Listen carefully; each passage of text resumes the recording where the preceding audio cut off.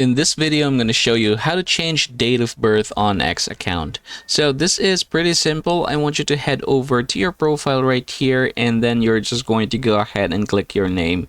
Once you're here in your profile, you're going to click the edit profile and then scroll down, and you should be able to see here your birth date. So from this point forward, what you are going to do really is just click this one right here and then tap the edit button.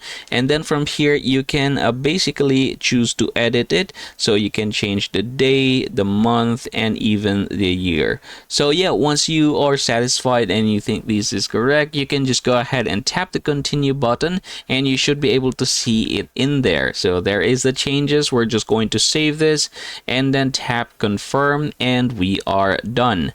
So in this case, what's going to happen is that you're going to have to wait for this to take effect. It could take a couple of days or so. That is for X to verify your account.